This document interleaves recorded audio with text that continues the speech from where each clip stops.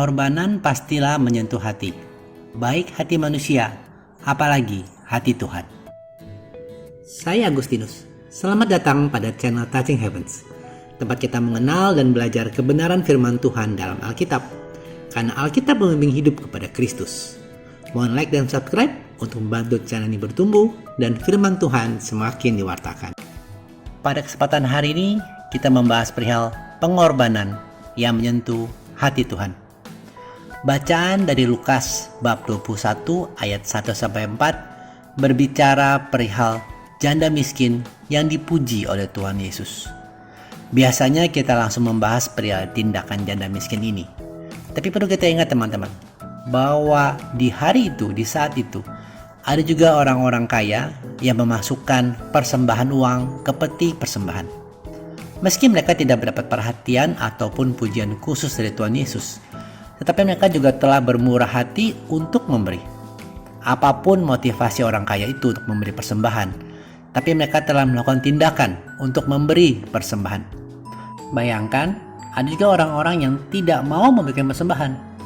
Hanya saja, dibandingkan orang-orang kaya ini, tokoh janda miskin mendapat perhatian lebih di hadapan mata Tuhan Yesus. Kenapa?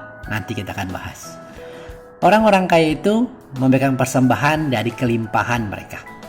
Jumlah yang mereka berikan tidak seberapa bagi mereka dan tidak mempengaruhi kehidupan mereka sehari-hari. Sementara si janda miskin memasukkan uang 2 peser yang dikatakan oleh Tuhan Yesus di ayat 4 adalah seluruh nafkahnya. Uang peser terbuat dari materi perunggu. Jika kita konversikan ke nilai saat ini, 1 peser itu sekitar kurang lebih Rp2.000. Jadi janda itu memberikan sekitar Rp4.000. Ya memang di saat ini pun bukan jumlah yang besar. Dan kalau uang itu terjatuh di tanah mungkin kita tidak badar untuk mengambilnya. Tapi bagi si janda miskin, uang 2 peser, Rp4.000 itu adalah seluruh nafkahnya.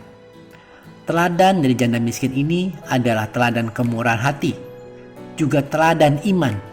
Dan tentunya ada unsur pengorbanan di dalam persembahan yang diberikan oleh janda miskin itu.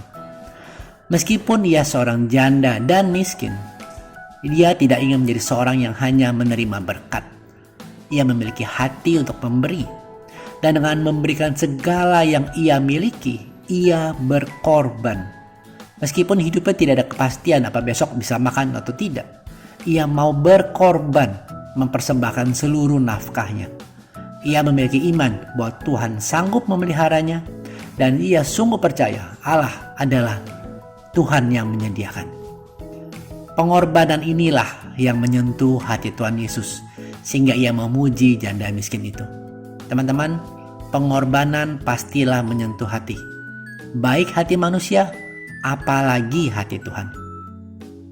Seperti yang diingatkan oleh Paulus dalam Filipi 4 ayat 19. Allahku akan memenuhi segala keperluanmu menurut kekayaan dan kemuliaannya dalam Kristus Yesus.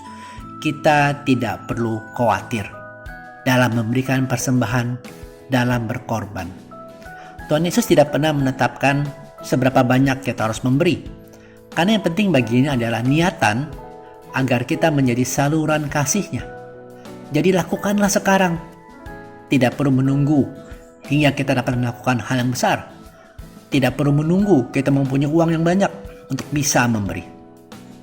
Ketika dengan tulus kita memberikan hati, memberikan tindakan, kita membantu, memberikan angin segar bagi kehidupan orang lain.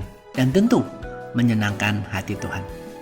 Teman-teman, dalam hal persembahan, juga dalam hal pelayanan.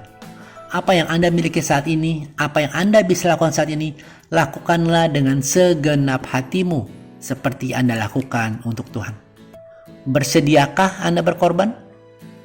Baik Anda kaya atau miskin, baik Anda bersuara merdu atau sember, baik Anda muda atau tua, semuanya baik.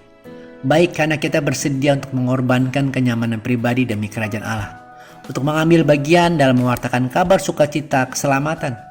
Pengorbanan Anda pasti tidak akan sia-sia untuk keselamatan dan kerajaan Allah.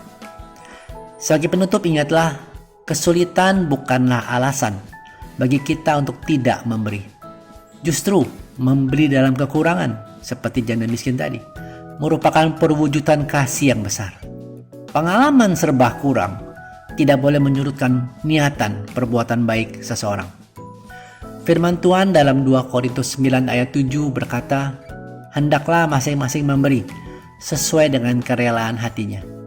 Jangan dengan sedih hati atau karena terpaksa.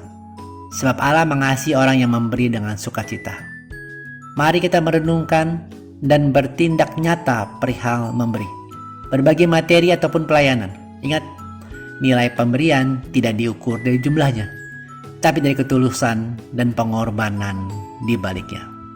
Semangat selalu, terima kasih sudah menyaksikan. Sampai bertemu pada video Kenal Alkitab Rabu depan. Kasih karunia Tuhan Yesus Kristus menyertai Anda semua. Amin.